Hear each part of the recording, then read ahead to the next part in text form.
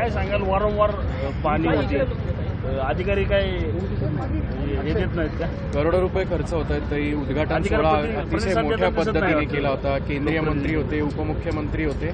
6 महिने सुद्धा झाले नाहीत या रस्त्याला. मोठी वाहतूक या रस्त्याने जात असते आणि त्याच रस्त्यांवर खड्डे होत आहेत. मला असं वाटतं ह्या संपूर्ण प्रोजेक्टचा एक व्हाईट पेपर काढला पाहिजे.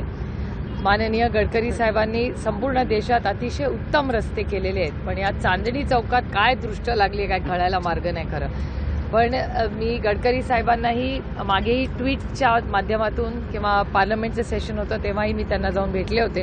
आता एक 3 आठवड्यात पुन्हा पार्लमेंटचं सेशन सुरू होईल तेव्हा पुन्हा मी गडकरी साहेबांची वेळ ह्या विषयासाठी घेणारच आहे. पण सगळ्यात मोठं आव्हान म्हणजे पेडेस्ट्रियन, जे चालणारे लोक आहेत, क्रॉसिंगचे लोक आहेत, त्यांचा मेन जेव्हा प्रोजेक्टचं प्लॅनिंग झालं तेव्हा फारसा विचार झालेला नाही आहे किंवा जेव्हा झाला ते स्कोपमध्ये आता दिसत नाही आहे कुठे झालेलं.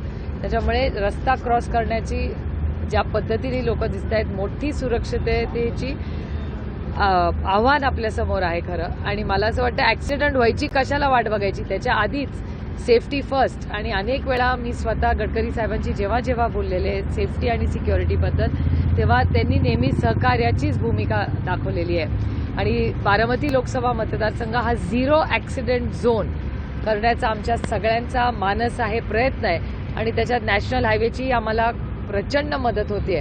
म्हणजे नवले ब्रिजमध्ये आम्ही सगळ्यांनी एकत्र काम केलं आहे. जो रस्ता दौंडवरनं पुढे जातो पंढरपूरला, त्याही रस्त्यावर आम्ही सगळे एकत्र अनेक महिने वर्ष काम करतोय. त्यामुळे तसंच चांदणी चौकाच्या ह्या संपूर्ण भागामध्ये ज्या काही गॅप्स राहिलेल्या आहेत त्या तातडीने पूर्ण करणे आणि नॅशनल हायवेचं सहकार्य हे आम्हाला असतंच. त्याच्यामुळे आमची ही सहकार्याचीच भूमिका राहील आणि 0 ॲक्सिडेंट झोन हा संपूर्ण भागात करण्यासाठी आम्ही कटिबद्ध आहोत आणि प्रयत्नशील आहोत. याचं ऑडिट व्हायला पाहिजे. नाही, मी व्हाईट पेपरच मागते त्याचा. आम्ही या संपूर्ण गोष्टींचा एक ऑडिट आणि व्हाईट पेपर हा एवढा मोठा फ्लॅगशिप प्रोजेक्ट जो गडकरी साहेबांसाठी महत्त्वाचा आहे, आमच्या सगळ्यांसाठी आहे.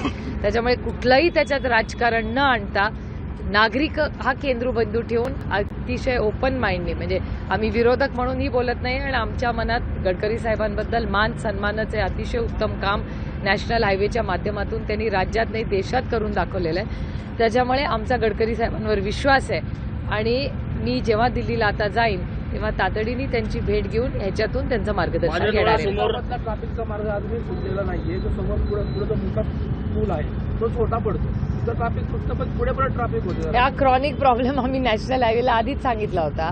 पण मागच्या वेळीस आम्ही दिल्लीला गेले असताना स्वामीनारायण मंदिर पासून हिंजवडीपर्यंत एक नवीन एलिव्हेटेड ब्रिज नॅशनल हायवे करते. तोही 3000 कोटी रुपयाचा त्याचा प्रस्ताव नॅशनल हायवेने दिल्लीला पाठवलेला आहे. त्याचा फॉलोअप मीही स्वतः करते, कारण ह्या भागात ज्या वेगाने विकास होतोय त्या वेगाने त्याचं इन्फ्रास्ट्रक्चर आणि रस्ताच नाही, पुणे म्युनिसिपल कॉर्पोरेशन हे पाण्या आणि कचऱ्याच्या मॅनेजमेंटबद्दलही गंभीर नाही. त्याच्यामुळे पाणी, कचरा, ट्रॅफिक ही 3 अतिशय मोठी आव्हानं ही Pune municipal corporation infrastructure projects करत राहते.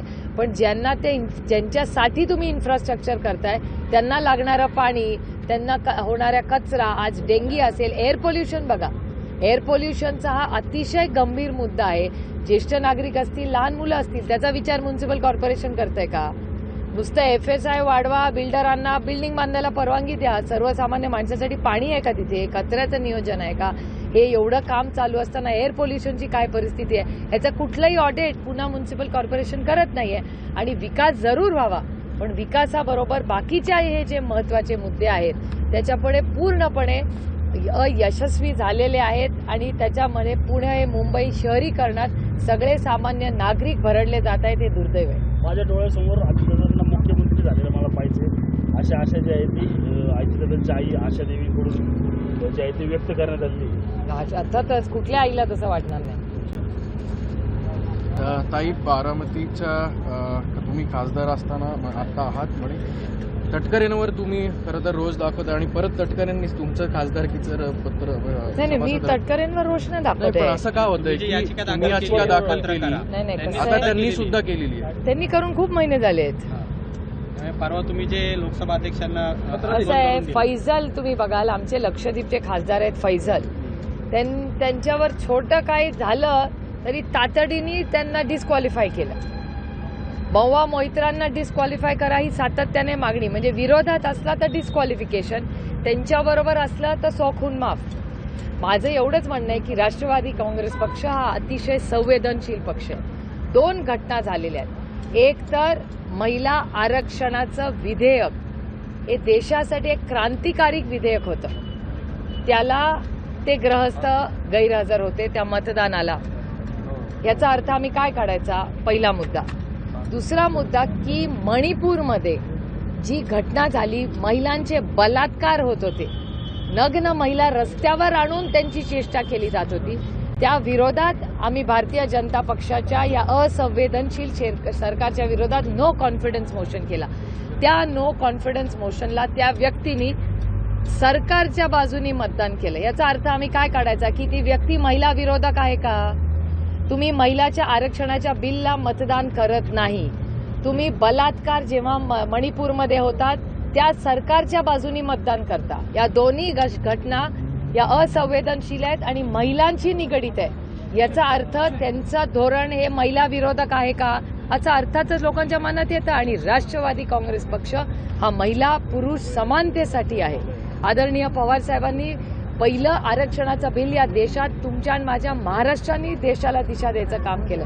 असं करत असताना जर महिलांच्या विरोधात एखादी व्यक्ती कृती करत असेल तर त्याला जाब विचारायला नको.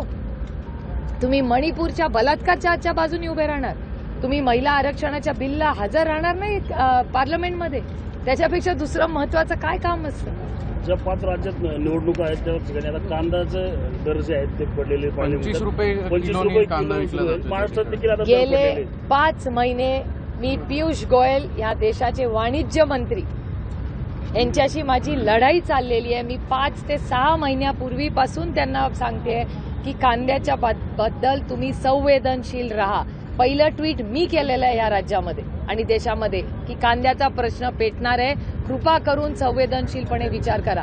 40% टॅक्स या देशातले सगळ्यात पैसेवाले जे उद्योगपती आहेत ते पण 40% टॅक्स भरत नाहीत, पण कांद्याच्या व्यापाराला 40% टॅक्स भरावा लागतो.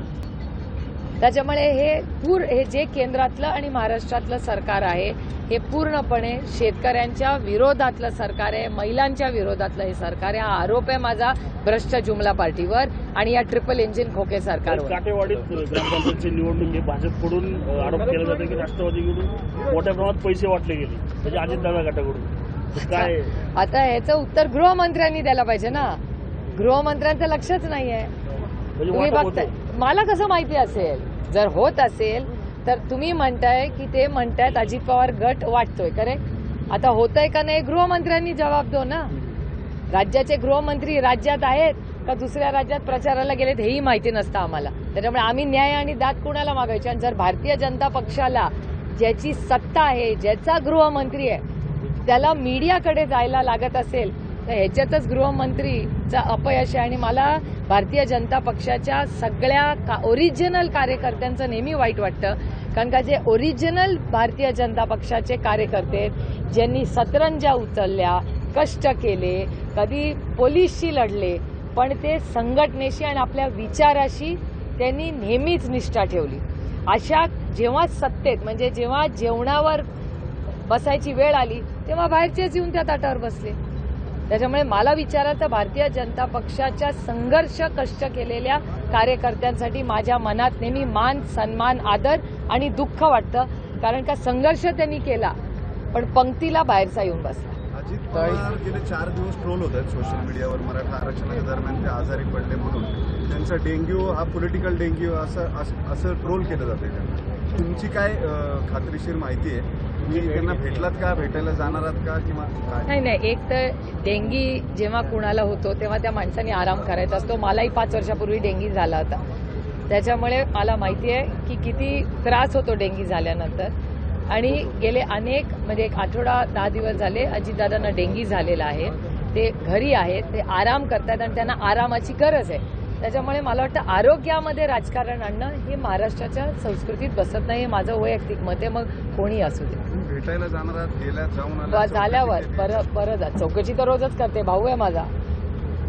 ताई, जरांगेंना आश्वासित केले गेले की आरक्षण देऊ, खरंच वाटतं का सरकार तारखेचा यशस्वी घोळ पण ठरेल? पाहायला मिळतोय 26 डिसेंबर आणि 2 जानेवारी 24 बघा डिसेंबरला. हे ट्रिपल इंजिन खोके सरकार म्हणजे फुल भ्रष्ट जुमला पार्टीचं सरकार आहे ते काय करतील याचा भरोसा नाही. पण मी जरांगे पाटलांची आणि महाराष्ट्रातल्या असंख्य कार्यकर्त्यांचं मनापासून आभार मानते आणि कौतुकी करते की एवढा संवेदनशीलपणा त्यांनी दाखवलेला आहे आणि सहकार्यही दाखवलं आहे. खरं असंवेदनशील हे महाराष्ट्राचं ट्रिपल इंजिन खोके सरकार आहे. तारीख पे तारीख बदलत राहतात. मग आता तारखांचा घोळ आहे. ही फसवणूक आहे हो सखंड. म्हणजे आता 24 तारीख आहे का 2 तारीख आहे आता हे मला वाटतं तुमच्याचकडून कळेल. पण जरांगे पाटलांनी मनाचा मोठेपणा दाखवलेला आहे. त्यांनी 2 महिन्याचा कालावधी सरकारला दिलेला आहे. तुम्ही सरकारकडे काहीतरी सोल्युशन असेलच ना. नितीश कुणबी कुमार सरसकट दाखले देण्यावरून जो GR काल आलाय ज्याचे काही क्लॅरिफिकेशन्स केले किंवा कुठल्या नियमाअंतर्गत तो दाखला द्यायचा याबाबतच्या सूचना राज्य सरकारनं केलेल्या आहेत. मात्र त्याला ओबीसी संघटनांचा विरोध आहे याचं आणि मूळ जे कुणबी आहेत त्यांचाही विरोध आहे. ते एक नवीन रिफ्ट तयार होताना दिसतोय. त्याच्याबद्दल तुमची काय भूमिका आहे? ओबीसी संघटना आक्रमक झाल्यात की जे कुणबी आहेत त्यांनाच खऱ्या अर्थानं कुणबी असल्याचे दाखले मिळावे? मला असं वाटतं याचं उत्तर फक्त महाराष्ट्र सरकारच देऊ शकतं. कारण महाराष्ट्र सरकारकडेच अधिकार आहेत ना सगळे. आणि गल्लीपासून दिल्लीपर्यंत ट्रिपल इंजिन खोके सरकारचं राज्य आहे. 200 आमदार आहेत. आठवतं ना तुम्हाला? तुमच्याच चॅनलवर पाहिलंय. आमच्याकडे 200 आमदार आहेत आणि 300 खासदार आहेत. ज्यांच्याकडे 200 आमदार आणि 300 खासदार आहेत ते काही करू शकतात. पण इच्छा असली पाहिजे करायची. इच्छाशक्ती असली पाहिजे. एवढी सत्ता त्यांच्याकडे आहे. मग निर्णय प्रक्रियेला एवढा वेळ कशाला? नितीश कुमारांचं असं म्हणणं येत आहे की इंडियाच्या प्रोग्रेसमध्ये काँग्रेसचा हात जो आहे तो मदतीचा हात दिसत नाहीये. काँग्रेसचं स्टेट पुरतं डेव्हलपमेंटचा वाटा जास्त आहे. असं काही आहे का?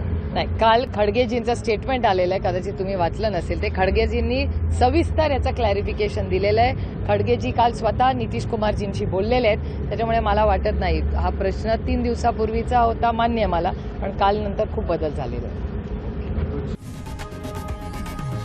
लोकशाही मराठी ऐका, पहा, जागरूक रहा.